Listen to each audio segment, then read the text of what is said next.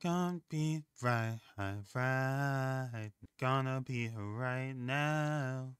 Gonna be back and right. Let's go. All right, let's go. So, I feel like I should explain what I do at this point, since I keep saying tour this and tour that. I won't be doxing myself and showing my resume because, nah. I will explain the industry I'm in and what tour actually means. So, to answer a bigger question, no, I am not some big singing star that hides himself behind a VTuber model. I'm actually am behind the scenes and don't really care for the spotlight. Truthfully, I've worked as a spotlight operator, if that gives you any hint on what profession I have. So I work as a stage tech or a stagehand depending on what my position is on a gig. It is a tech if I am on tour and a stagehand if I'm just doing a regular gig with others. I try my best to get as much gigs as possible if I am home, but enough that I am able to still stream. I usually have about 2 people that give me gigs, and I lean towards one of them because it is easier to get to. When it comes to tours, I have to get into a tour and then decide if I like it enough to stay. I have left 2 tours before, and mainly because I didn't like what I was doing. So, let's talk about tour, because there are a bunch of tours, but only 2 tours I would go on. Music and theater tour. Music tours being the tour that includes music acts, and theater tours being the one that musicals and plays. I haven't worked in actual music act in years because I don't really care for backline work or anything else. Backline being setting up mics and entrance, making sure everything is set up right on stage. There is also the auto tech and the lighting tech, which a lot of shows will try to hire 1 or 2 techs so they don't have to deal with a lot of people on tour bus. So music hires a small amount of techs to run their show. They'll hire a bunch of hands to help with the show so that everything flows a little bit smoother. Editor's note. Well, I guess it's not really editor's note. But when I say hire a bunch of hands, essentially, I mean that they'll go to different venues and they'll hire hands. Like that, there will be a certain amount of hands that work at this venue. They'll hire a select amount to work the show, and then it'll be same as they go throughout different venues and arenas and whatever. There's a lot more that happens, but that is the bare basics when it comes to the music side. There can be more text the bigger the artist and the more of a team they need, but smaller artists usually only hire the bare minimum. Theater will have full teams, so Electrics has 2 people, audio has 2, carpentry has 2, and then you have wardrobe. That can just be 1 person or 2 depending on the workload. There's also the stage management team that has 2 people, and comedy management team, which is usually just 1 person. So when I say have 2 people on their team, it's usually the lead role, which is primarily called the head, and then the assistant that helps out the lead. I mainly work the assistant role because there's less stress than being in charge, but being an assistant still has a good amount of stress associated with it. Now, the team I rather work for, but it's kind of harder for me to work because it is rare to see unless you know someone, well, at least for me, is video. Reason for that is most musicals would rather just do projection instead of LED because it's cheaper. The reason it's cheaper is that even though projection is under the purview of video, you can have someone on the lectures team to handle it instead of having to pay 2 video techs for a video wall. There is also a lot of other things that are involved, like truck space and airspace allotted for flying your video wall. I just said a lot of technical jargon, but airspace refers to the things that can go on line sets and things that can go on motors and fly in and out. Simplest way to explain this is that the less stuff you have in the air, the more space you have for things. Again, that doesn't really explain anything, but explaining line sets and flying stuff isn't really what this video is about. So the reason that a lot of tours don't hire video teams is usually because they would have to rent video panels and also hope that the video panels never mess up, which will happen, which is why you always carry spares.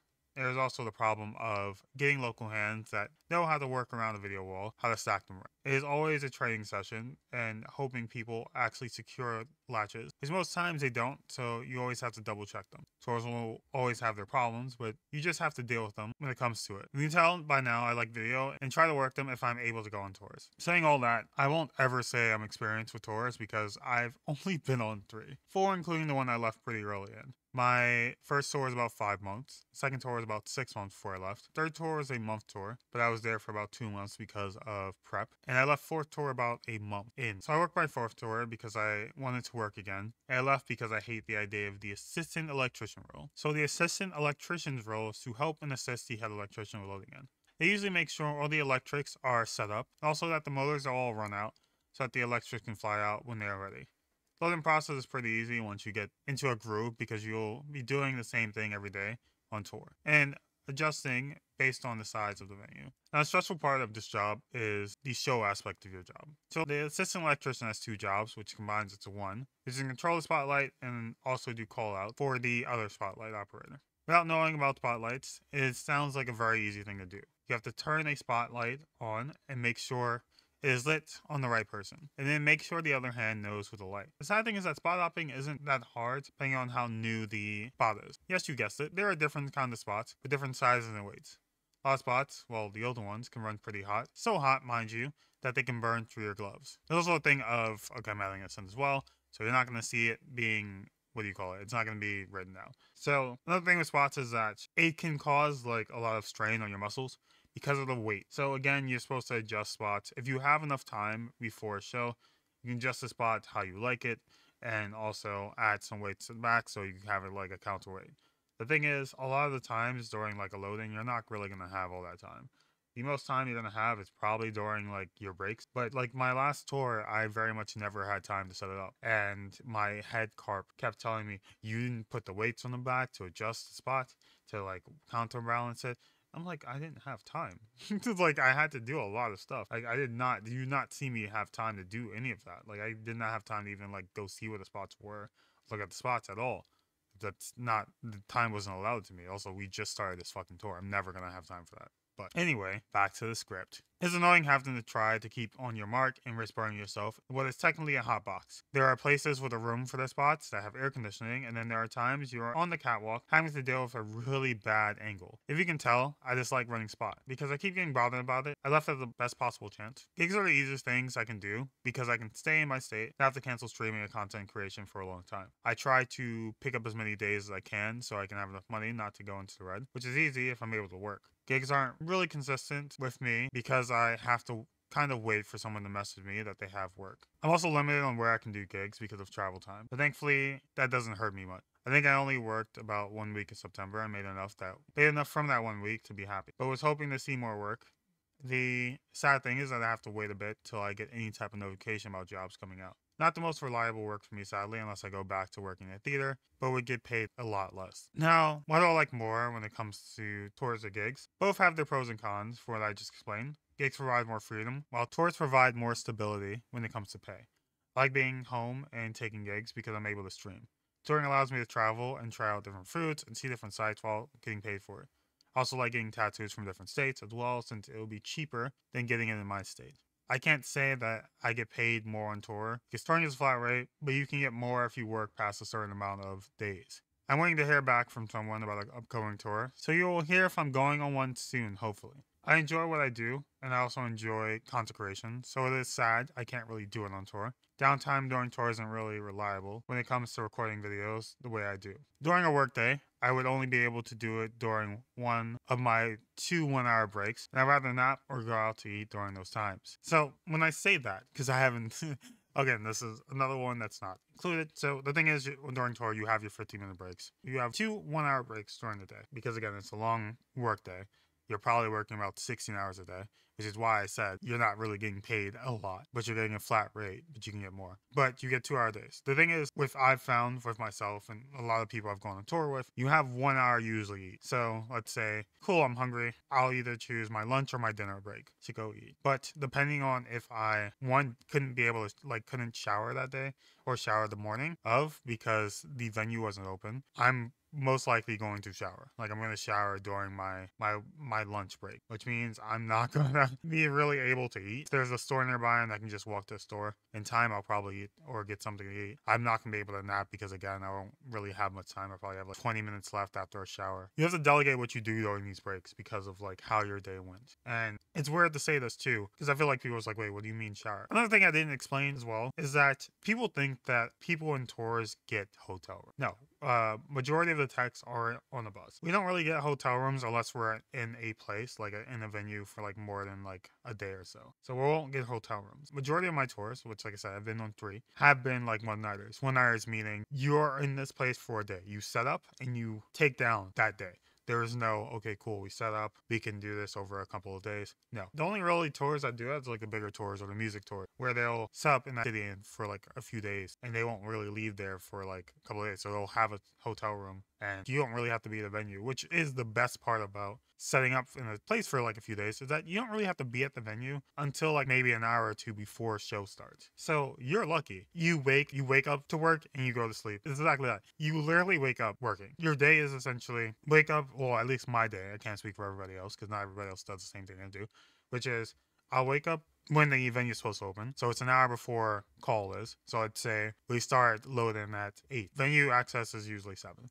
So I'll wake up at 7. I'll go inside. I'll hope they have towels around. If not, I have a towel. But I'll go inside. I'll shower. So I'm usually showering. I get out the shower. Hopefully I have enough time to put myself back on the bus and then start my day. Like I literally shower. I don't have breakfast. I just shower and I immediately start day. And then the nighttime I go through the whole day. If I'm tired enough, my first break, I take a nap. And then I eat the next break, which is like dinner break. Because again, like the worst thing is that dinner and lunch are very close together. I think it's like maybe 2 hours and like 2 hours apart. So essentially you're not really hungry by dinner. So like I'm deciding, okay, I'm probably gonna take a nap because I'm tired.